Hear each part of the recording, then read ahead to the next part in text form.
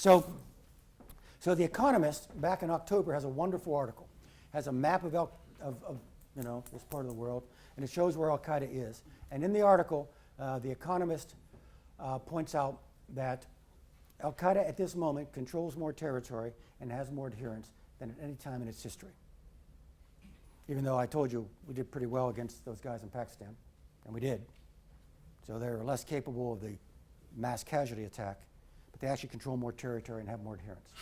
And then they had a map in The Economist that showed where they were, and you know where they are. Okay, it's in Yemen, it's in Syria, it's in Somalia, it's in Libya, it's in the Maghreb, it's in northern Mali, it's in northern Nigeria, and so on. The Economist is right. More adherents, more territory.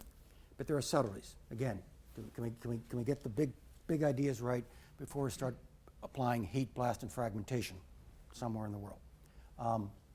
If I had a map up here and I did Pakistan, Afghanistan, all the way out to Mali and Nigeria, and my Army buddies would say, do the big hand, little map briefing, the big sweep.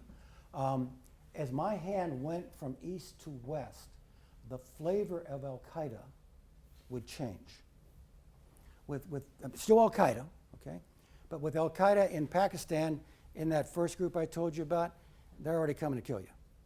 Okay? They're committed. It's about global jihad.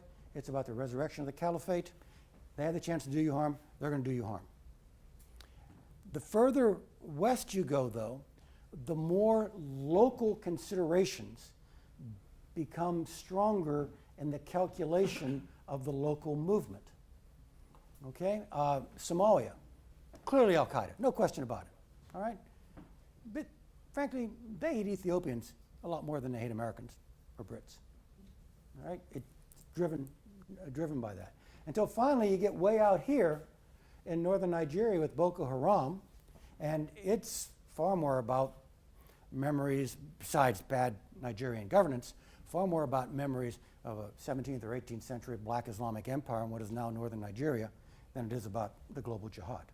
So the question my government has, yours a little bit, but mine certainly, is how much of an American face, if you truly understand the nature of Al-Qaeda now, how much of an American face do you put on suppressing, I couldn't think of a better word, but bear with me, suppressing those movements as you go from Pakistan out to northern Nigeria?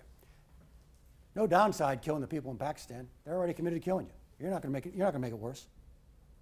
But the further west you go, a premature action to interrupt or to interdict, a premature action to suppress with an American face may actually accelerate that local group's definition of the United States as the enemy, or may even actually create that definition where it would not have naturally occurred.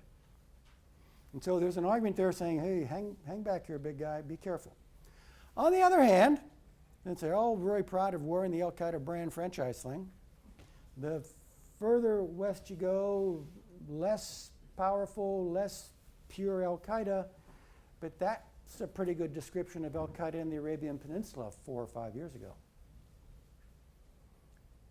And so if you don't act, and thereby run the risk of putting an American face and creating an enemy where one may not have naturally been created, if you don't act, those groups may actually grow in strength and become more than local and regional and maybe even begin to get global pretensions, and then you're going, why didn't I do something when they were weak and vulnerable?